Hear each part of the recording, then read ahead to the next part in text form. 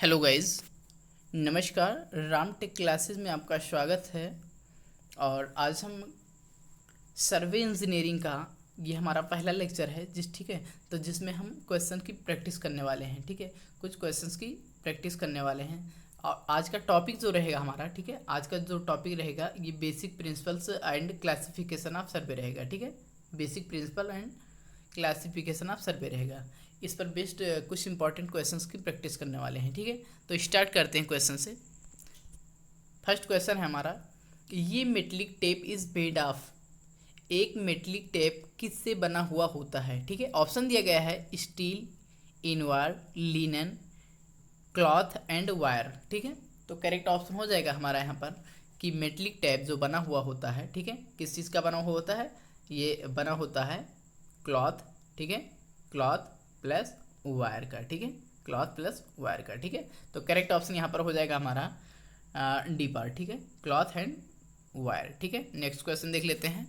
Next question है हमारा, in a geodetic survey the surface of earth is considered. Question कह रहा है कि जियोडेटिक सर्वे में, ठीक है, सरफेस का अर्थ कंसीडर किया जाता है।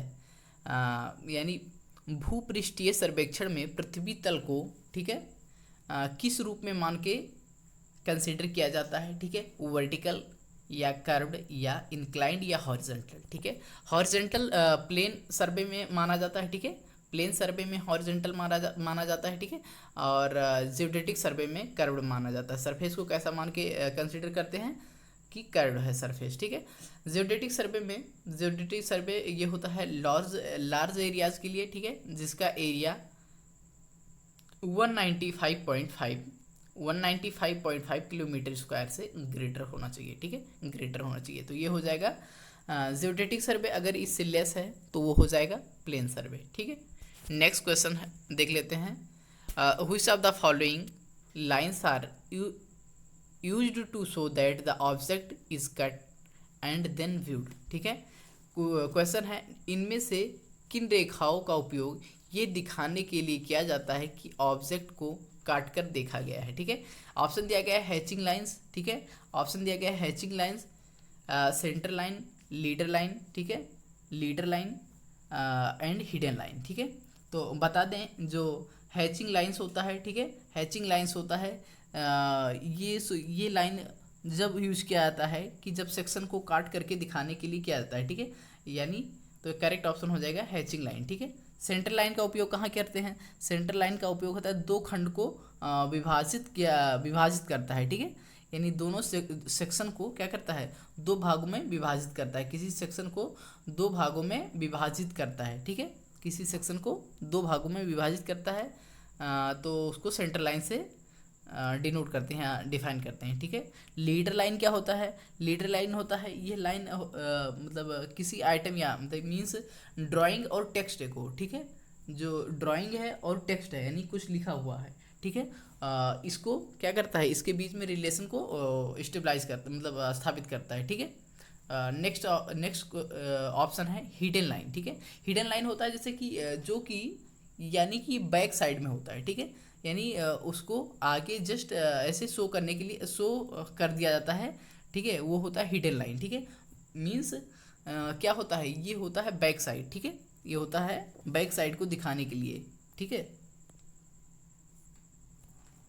मीन्स शो कर देते हैं बट वो वास्तव में क्या होता है? बैक साइड होता है यानी हिडन होता है वो। ठीक है, तो ये हिडन लाइन से शो करते हैं। नेक्स्ट क्वेश्चन देख लेते हैं। नेक्स्ट क्वेश्चन है हमारा, which type of survey is use to determine different strata in earth crust. ठीक है, क्वेश्चन है पृथ्वी के पपड़ी यानी अर्थ क्रस्ट में विभिन्न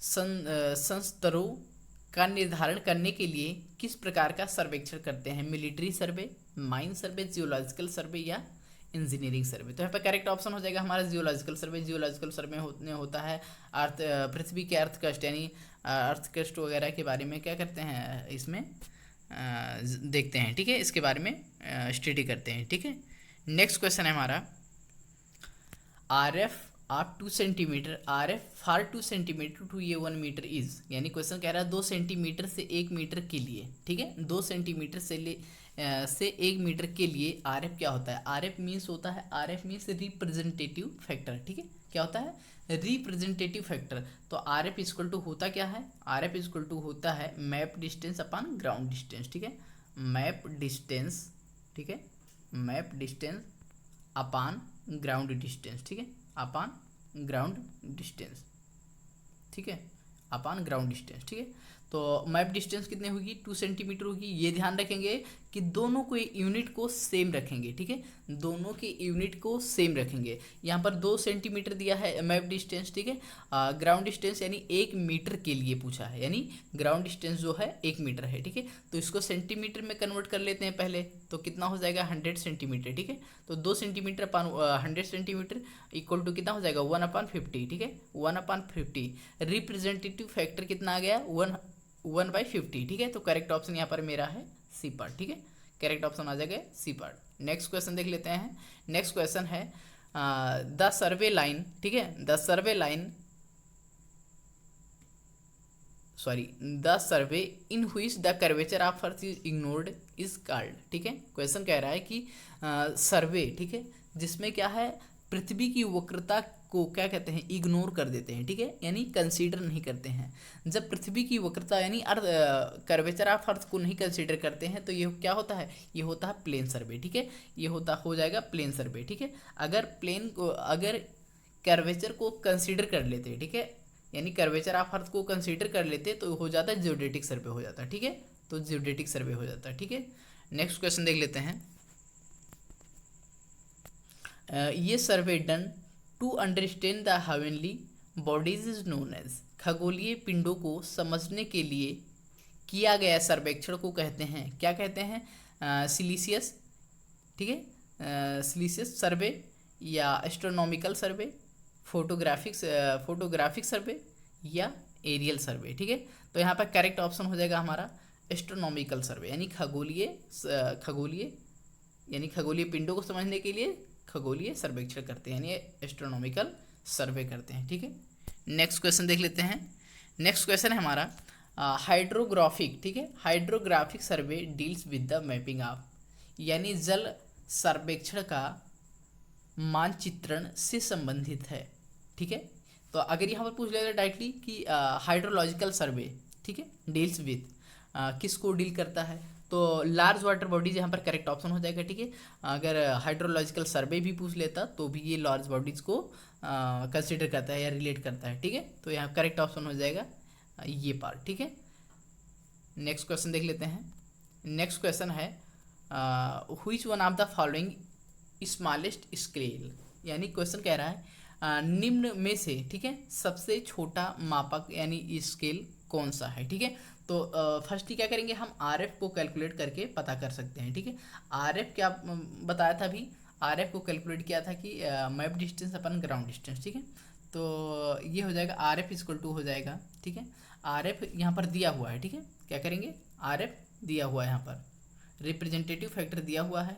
तो जो आर एफ में डिनोमिनेटर की वैल्यू, ठीक है, डिनोमिनेटर की वैल्यू जो है, अगर डिनोमिनेटर की वैल्यू ग्रेटर है, ठीक है, अगर डिनोमिनेटर की वैल्यू यानी कि 1/, जो वैल्यू दी हुई है, ठीक है, अगर डिनोमिनेटर में यानी नीचे वाली वैल्यू जितनी जो दी है, यानी यहाँ पर 100, 1000, 500 और ये कितना दिया है 2500, ठीक है। तो इनमें से जो छोटी वाली वैल्यू, अगर डिनोमिनेटर में छोटी वैल्यू है तो स्केल ग्रेटर होगा, ठीक है, और अगर डिनोमिनेटर में बड़ी वैल्यू है तो स्केल होगा वो छोटा होगा, ठीक है।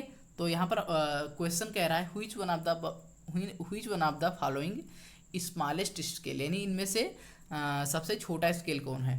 तो डिनोमिनेटर में कौन सी वैल्यू होनी चाहिए, बड़ी वाली वैल्यू की छोटी वाली वैल्यू, ध्यान रखेंगे अगर छोटा स्केल पूछा है तो डिनोमिनेटर में ग्रेटर वैल्यू होनी चाहिए, ठीक है। अगर यहाँ पर ग्रेटर स्केल पूछा होता तो डिनोमिनेटर में स्मॉलेस्ट वैल्यू होती है, यानी छोटी वाली वैल्यू ही करेक्ट ऑप्शन हो जाता है, ठीक है। तो यहाँ पर करेक्ट ऑप्शन हो जाएगा हमारा स्मॉलेस्ट स्केल पूछा गया है इसलिए ग्रेटर वाली वैल्यू यानी कि 1/2500 हो जाएगा, ठीक है, करेक्ट ऑप्शन हो जाएगा डी पार्ट, ठीक है। नेक्स्ट क्वेश्चन देख लेते हैं।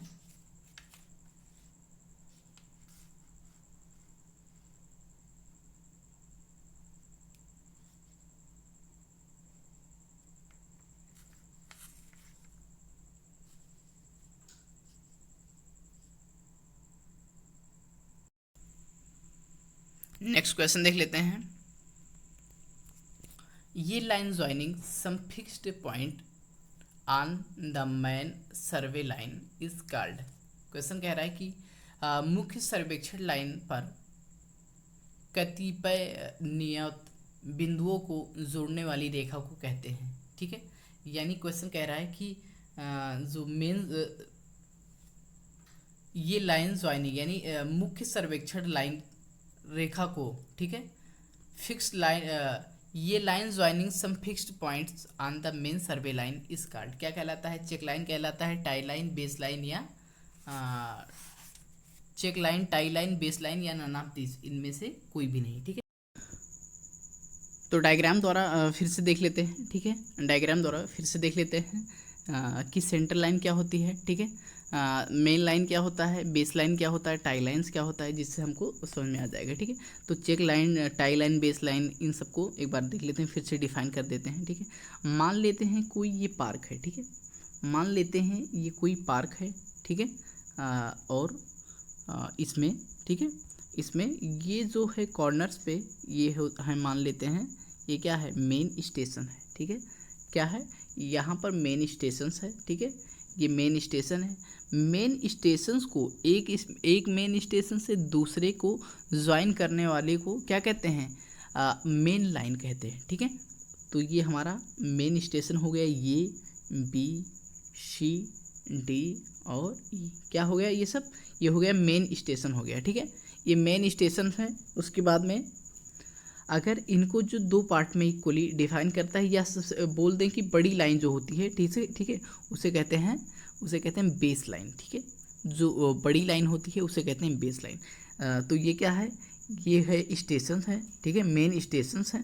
ठीक है, मेन स्टेशन है, और ये क्या है, मेन लाइन है। ठीक है, मेन स्टेशन है, वो ये मेन लाइन है। ठीक है, और ये क्या है, ये है चेक लाइन। ठीक है, बता दें ये है चेक लाइन। ठीक है, क्या है ये है चेक लाइन,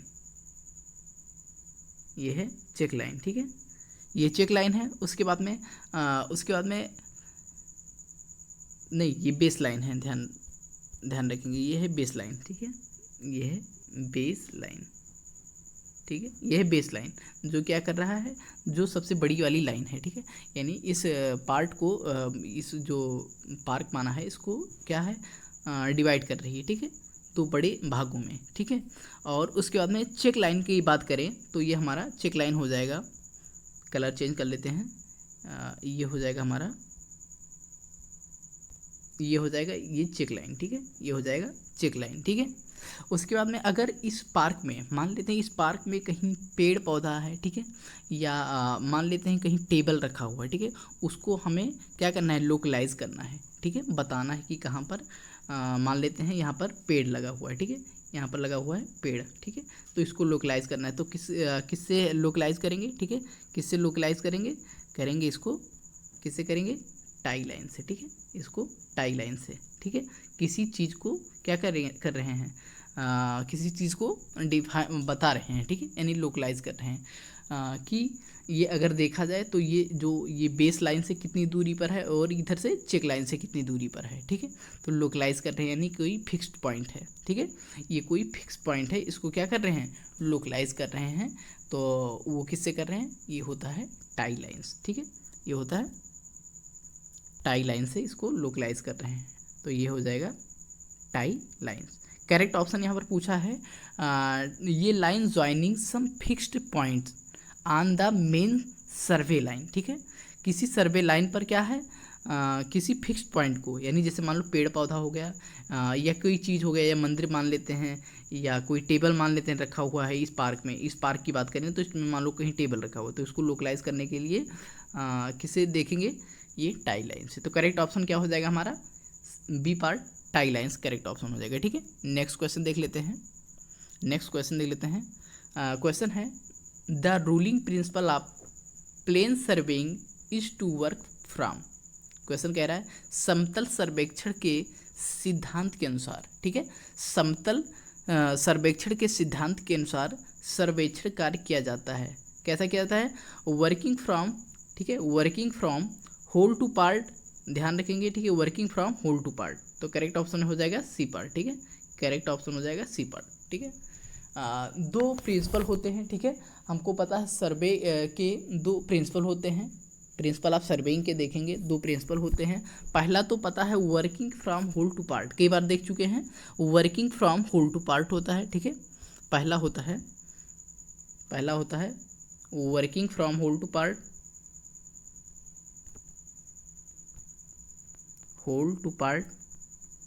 ठीक है।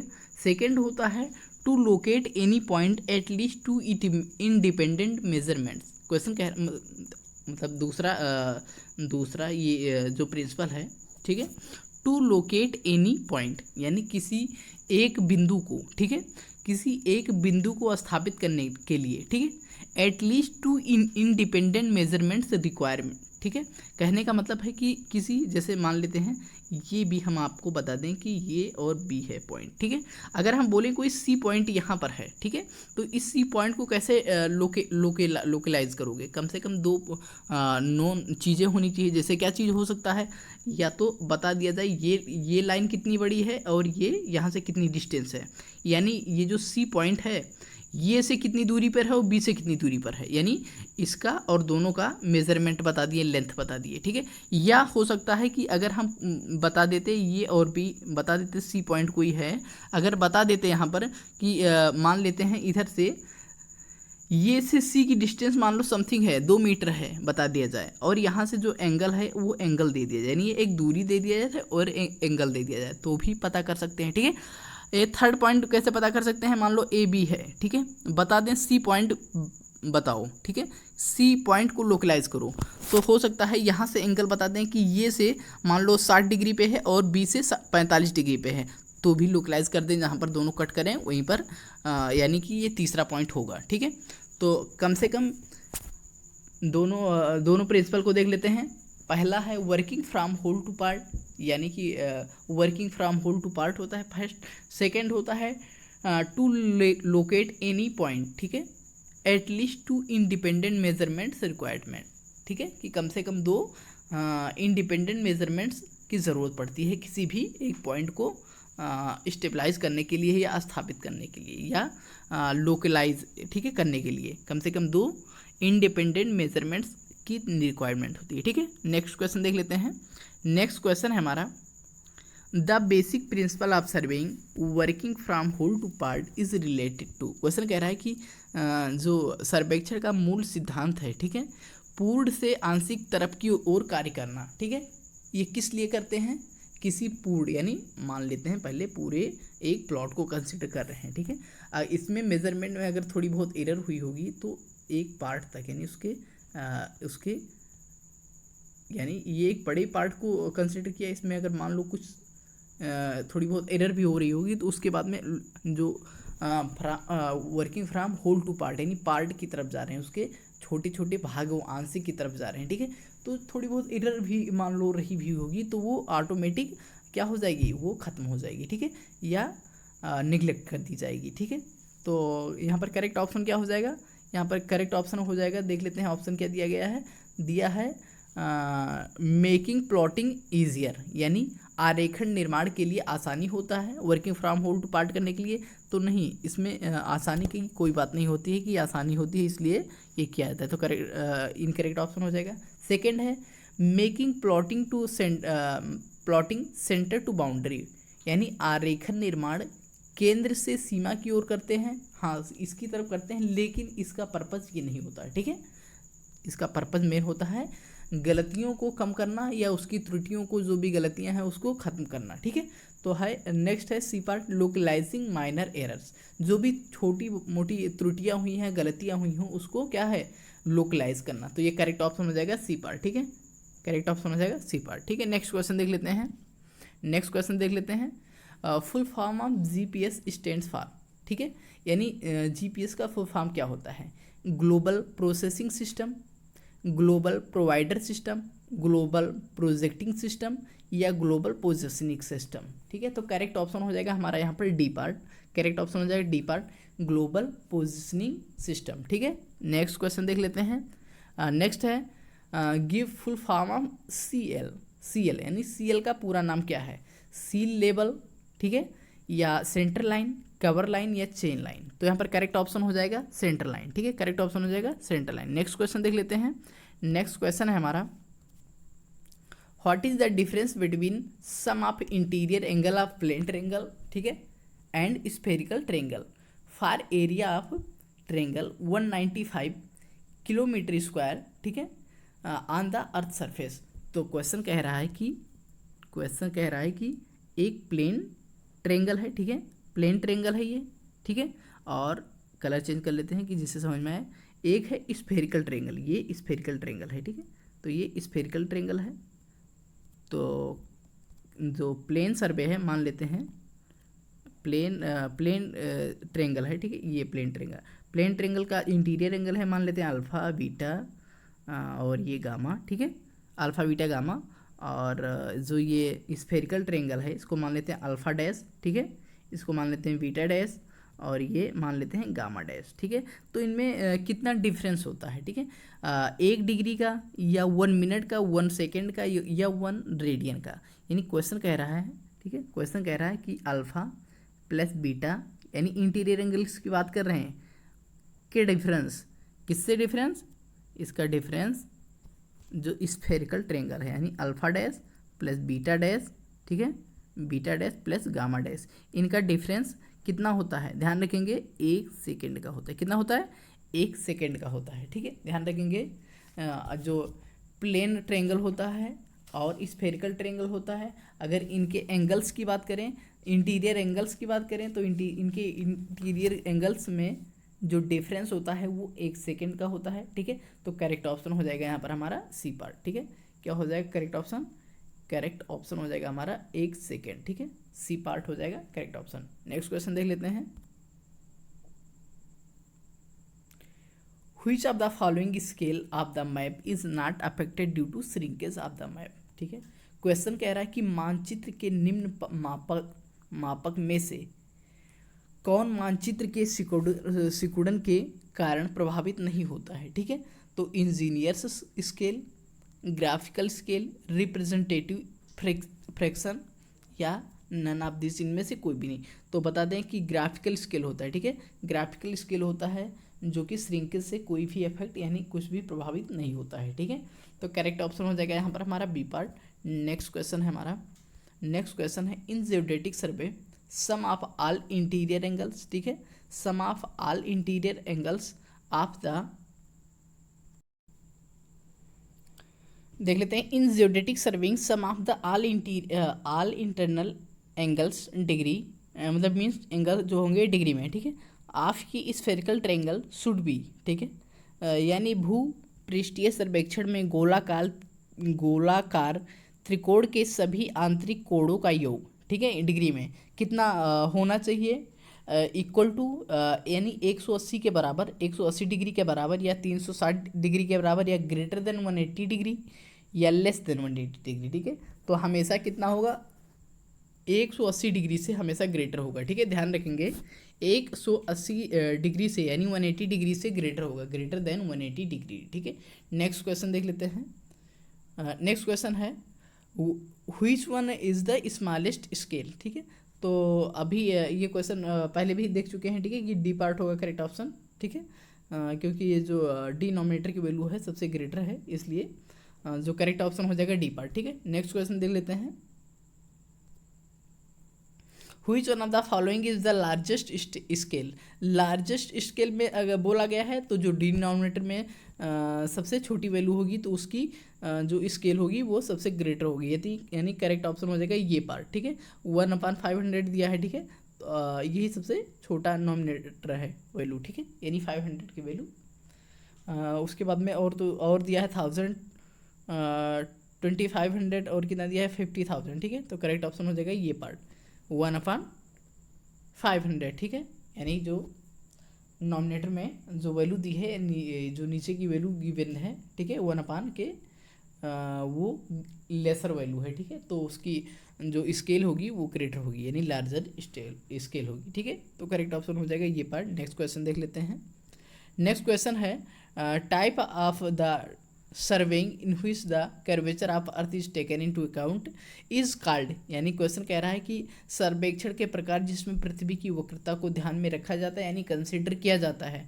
तो बताया था जब कंसीडर नहीं किया जाता है तो प्लेन सर्वे हो जाता है, जब कंसीडर किया जाता है कर्वेचर के अर्थ को तो उसे कहते हैं जियोटेटिक सर्वे। ठीक है, तो करेक्ट ऑप्शन हो जाएगा इसमें क्या बोला है, which one are the taken into account. ठीक है, कर्वेचर को टेकन इनटू अकाउंट कर रहा है यानी जियोटेटिक सर्वे हो जाएगा करेक्ट ऑप्शन ये पार्ट। ठीक है, नेक्स्ट क्वेश्चन देख लेते हैं।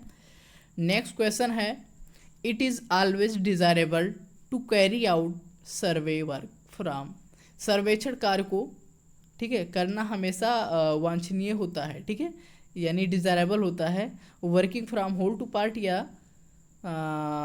फ्रॉम पार्ट टू होल या from higher level to lower level या from lower level to higher level. तो ये जो होता है, it is always desirable to carry out survey work from working from whole to part. ठीक है, working from whole to part correct option हो जाएगा working from whole to part यानी बी पार्ट करेक्ट ऑप्शन हो जाएगा। ठीक है, next question देख लेते हैं। नेक्स्ट क्वेश्चन है, in geodetic survey is different from the plane survey. Question कह रहा है कि जो जियोडेटिक सर्वे है यानी भू सर्वेक्षण है, भू गणितीय सर्वेक्षण है जो तल सर्वेक्षण से अलग होता है, यानी जियोडेटिक सर्वे प्लेन टेबल सर्वे न सॉरी जियोडेटिक सर्वे है वो प्लेन सर्वे से क्या डिफरेंस होता है, जियोडेटिक होता है सर्वे उसमें क्या होता है एरिया यानी अधिक होता है। ठीक है, लार्ज एरिया के लिए किया जाता है जिसकी एरिया 195.5 किलोमीटर स्क्वायर से ग्रेटर हो। दूसरी चीज़ जियोडेटिक सर्वे में क्या करते हैं, कर्वेचर को कंसिडर करते हैं। ठीक है, एक्यूरेसी इसमें ज़्यादा होती है। ठीक है, तो देख लेते हैं इसमें ऑप्शन क्या दिया गया है, very large area is covered. ठीक है, geodetic survey is different from the plane survey because of very large area covered. Second है curvature of earth is considered. Next option है एंडुलेशन ऑफ द टोपोग्राफी यानी स्थलाकृति के तरंगरण के लिए large difference of elevation, यानी कि इसमें लार्ज डिफरेंस ऑफ एलिवेशन होता है यानी उन्नयन के बड़े अंतर के कारण के। तो करेक्ट ऑप्शन हो जाएगा यहाँ पर इसमें क्या करते हैं, इसमें कंसीडर करते हैं किस चीज़, कर्वेचर को कंसीडर करते हैं, इसलिए ये दोनों में डिफर करता है। ठीक है, यानी जियोडेटिक सर्वे प्लेन सर्वे से डिफर करता है। ठीक है, तो करेक्ट ऑप्शन हो जाएगा यहाँ पर हमारा बी पार्ट, क्योंकि इसमें क्या करते हैं कर्वेचर को कंसीडर करते हैं। ठीक है, नेक्स्ट क्वेश्चन देख लेते हैं। नेक्स्ट क्वेश्चन है हमारा, which of the following scale is largest one, सबसे बड़ी स्केल कौन सी है इसमें। ठीक है, सबसे बड़ी स्केल कौन सी है, तो देख लेते हैं। यहाँ पर 1/52,000 दिया है, 42,000 दिया है, दूसरा दिया है इकाई दहाई सैकड़ा हज़ार दसर लाख यानी 1/5 लाख दिया है। तो लार्जेस्ट पूछा यानी कि जो नॉमिनेटर में डिनोमिनेटर में यानी नीचे की वैल्यूज होती है 1/, के वो छोटी होनी चाहिए, क्योंकि लार्जेस्ट स्केल की बात कर रहा है। तो 1 सेंटीमीटर और ये 1 सेंटीमीटर अपान 100 मीटर दिया है, तो इसको भी सेंटीमीटर में कन्वर्ट कर लो, तो सेंटीमीटर में यानी 100 से मल्टीप्लाई करा दो, यानी कितना हो जाएगा इकाई दहाई सैकड़ा हज़ार 10,000 यानी 10,000 1/10,000 हो गया, ये पार्ट वाला हो गया। ठीक है, अब ये सी पार्ट को भी कन्वर्ट कर लेते हैं। ठीक है, तो 1/, हो जाएगा 50।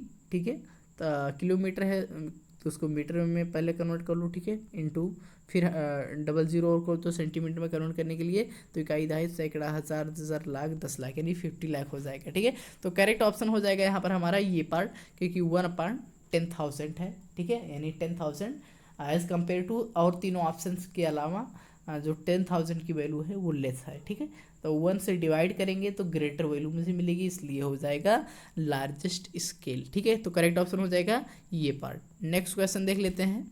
नेक्स्ट क्वेश्चन है, which one of the following closely represents the shape of earth, निम्नलिखित में से कौन पृथ्वी का सन्निकटन आकार प्रदर्शित करता है, यानी क्वेश्चन कह रहा है कि जो शेप ऑफ अर्थ को दर्शाता है।